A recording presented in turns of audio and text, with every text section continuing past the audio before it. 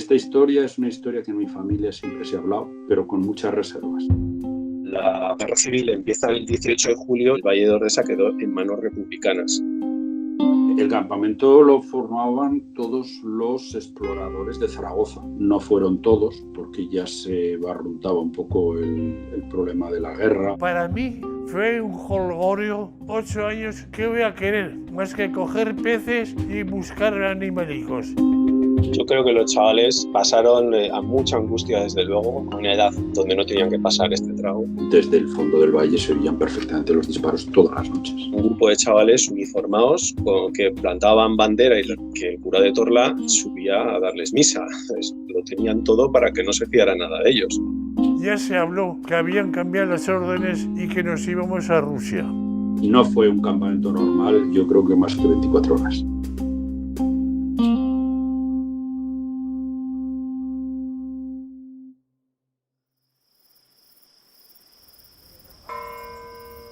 ...4 de la mañana, 17 de julio de 1936. En mitad de la madrugada zaragozana, un barullo de 70 scouts y sus familias inundaron una céntrica plaza de la ciudad. Junto a una camioneta y el coche del jefe del campamento, los jóvenes exploradores partieron en 2 autobuses hacia Ordesa, en el que sería el campamento de verano de ese año. 15 días en el Pirineo aragonés. El grupo de exploradores de Zaragoza estaba formado por varios grupos, empezando por los lobatos, que eran de 8 a 10 años, hasta los mayores, que tenían entre 19 y 20 años. José Chu es sobrino de Patricio Borovio, uno de los niños que vivió aquel campamento, el más largo de su vida. Su tío escribió cada detalle de aquella aventura en varias notas y cartas que en 2018 vio la luz como un libro. Patricio fue durante toda su vida, yo creo que recopilando historias. Yo creo que es un poco la historia de su vida. Al mando de aquel grupo de jóvenes estaba el señor Timmerman, o el tío Tim, como los chavales lo llamaban. Era un hombre holandés que dirigía una empresa en Zaragoza. El tío Tim era una gran persona, un hombre que acabamos de escuchar es Rafael Ezpeleta, el eterno lobato, como lo apodaron, el único scout de aquel campamento que hoy queda vivo. Con más de 90 años, contaba en una entrevista que eran poco o nada conscientes de lo que sucedía en España en 1936. Para mí fue un jolgorio, 8 años, ¿qué voy a querer? Más que coger peces y buscar animalicos. La vida que hacen cuando están en Ordesa, los primeros días, es la del plan normal. No fue un campamento normal, yo creo que más que 24 horas.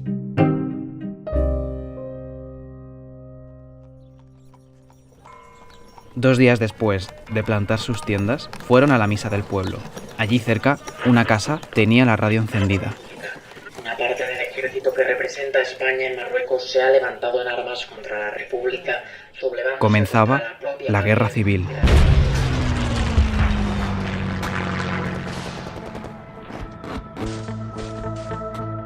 Con el estallido de la contienda, Zaragoza quedó en zona sublevada, controlada por los militares, y el Pirineo aragonés en manos del gobierno de la República. Sin saber muy bien cómo volverían a sus casas, ni cómo volverían a ver a sus familias, el campamento siguió su curso. Seguía todo igual.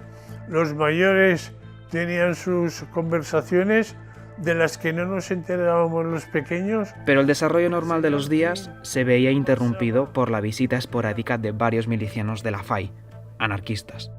Miguel Flores Pintado es historiador. A finales de julio de 1936 llegaron las primeras columnas de milicianos y se apropiaron de todos los valles de Bujaruelo y localidades como Torla y también del Valle de Ordesa, donde estaban estos chavales acampados. Las primeras semanas de la guerra fueron muy tensas y desde luego los scouts no debieron pasarlo bien. Con los milicianos que estaban en la zona hubo varias situaciones verdaderamente graves y violentas. Un grupo de chavales uniformados que plantaban bandera y que el cura de Torla subía a darles misa.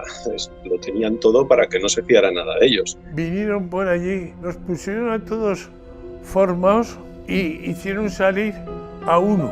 Se llevan a un chaval de 18 años porque le han interceptado un paquete que venía de la extrema derecha italiana. ¿Y de dónde se fueron? A meterse en el bosque, en el bosque, en el bosque, en el bosque. Y el primer pensamiento que tuvimos nosotros, como el que tenéis vosotros ahora, es que lo iban a fusilar. Al final no lo fusilan porque a la bala vale más que el chaval. Pasaron los días y llegó el 30 de julio, día en el que tenían que volver a Zaragoza, pero los autobuses no salieron. Lejos de que acabara el conflicto, España seguía dividida en dos, pero 15 días después la situación cambió. Llevaban tiempo el señor Tim pidiendo que los trasladaran porque Ordesa es un valle que está bastante alto y ellos habían ido preparados para un campamento de verano. En septiembre en Ordesa hace frío y empieza a nevar. Al grupo se le traslada a Insa, pero no van a dejar de estar en peligro. Y allí los confinaron en un campo al lado del río, que ellos le llamaban como un campo de concentración. Y la única oportunidad de salir era para algunos chavales que hacían trabajos sociales. Por ejemplo, Patricio, fueron a la tienda del pueblo. Pues ahí iban a clasificar y a llevarse, decir, estaban haciendo un requisamiento para repartirlo, porque era social, era para repartir para todos. Pasó el mes de septiembre y a principios de octubre dejaron atrás a Insa, el Pirineo aragonés y sus trabajos para el comunismo libertario. La buena noticia para ellos era que dejaban de estar en manos de los milicianos. La menos buena es que no se dirigieron a Zaragoza, sino a Barcelona. Para mí hubo dos factores que les salvaron. Primero, que su tutor era holandés y, por tanto, si se hubiera asesinado a un ciudadano holandés, hubiera habido problemas diplomáticos para una república que no le convenía tener problemas en el exterior. Y lo segundo que les salvó fue la llegada de los primeros mandos republicanos. Y justo coincide con el momento en que se decide que los chavales se vayan a Barcelona, que es donde van a empezar a estar a salvo. Fueron recibidos con aplausos y alegría en las calles. Al parecer, en la radio, habían anunciado su llegada como los niños que escaparon del fascismo. Procedents d'Insa han arribat a la nostra capital 72 exploradors que els fets revolucionaris... A pesar de que allí se mantuvieron entretenidos, no pudieron asentarse demasiado. Antes de que acabara el mes, dejarían la ciudad. El rumor que hace semanas había llegado a las familias sobre el traslado de los jóvenes scouts a Rusia llegó a oídos de los chavales. A pesar de no ser más que eso, un rumor, tendrían que salir de España para evitar el conflicto. Lo que no esperaban es que no todo el grupo pudiera salir de Barcelona. Los exploradores mayores tuvieron que quedarse en la ciudad. Estaban en edad de reclutamiento y en cualquier momento podrían ser llamados al frente. La figura del señor Tim ahí se convierte en algo impresionante. Cada grupo tiene su jefe, su monitor, su jefe de patrulla, su jefe de rama. Desaparece todo eso y se quedan los pequeños sin ningún monitor. Los pequeños subieron al barco que les sacaría de una España en guerra y que después de dejar atrás a sus compañeros mayores, atracarían en Marsella para después llegar a Lourdes en tren.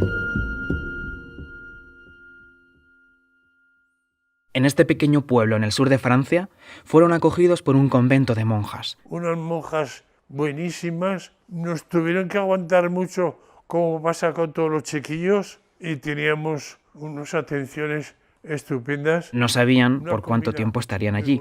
Lo único que tenían claro es que aún no podían volver a Zaragoza. La comunicación con los padres empezó a fluir. Las cartas a Zaragoza iban y venían y varios paquetes de ropa cruzaron la frontera para abrigar a los pequeños que se fueron de su casa para pasar 15 días de verano en los Pirineos y que acabaron pasando el invierno en Francia. Lo único que intentaban era centrar la vida un poco, como si estuvieras estudiando fuera un tiempo. 6 meses después, las gestiones del señor Tim y del Consejo de Exploradores de Zaragoza empezaron a dar sus frutos. La vuelta a casa estaba cerca. La solución tenía un nombre peculiar: Las Naranjas de la China. Aquí en Zaragoza se había quedado un grupo de teatro que se llamaba Las Naranjas de la China, que era de Barcelona. Entonces fue el alcalde de Zaragoza el que se le ocurrió por qué no hacer un caje de ese grupo de teatro. Se había quedado en Zaragoza y era de Barcelona por esos chavales que eran de Zaragoza y se habían quedado en Barcelona. Y al final sucedió. Con el intercambio del grupo de coristas catalanas por el grupo de mayores que se quedó en Barcelona, los pequeños tenían vía libre para volver a Zaragoza. Una vez firmado el canje, dejaron atrás Lourdes y atravesaron la frontera. En abril de 1937, 10 meses después de salir de Zaragoza, el campamento llegó a su fin. ¡Oh! La llegada a Zaragoza fue muy emocionante y había mucha gente. Los besos y abrazos no tienen consideración.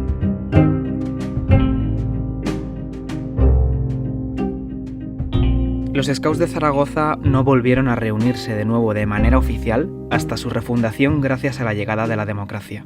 A pesar de ello, los ya crecidos Scouts se reunieron habitualmente en un conocido bar de Zaragoza para recordar viejas historias del que fue el campamento más largo.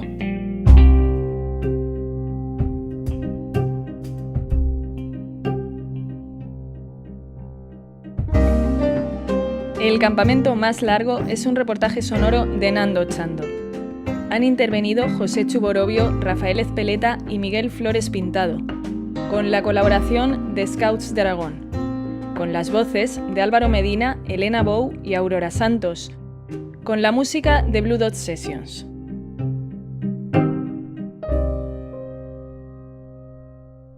Eldiario.es es posible gracias al apoyo de su comunidad de socias y socios.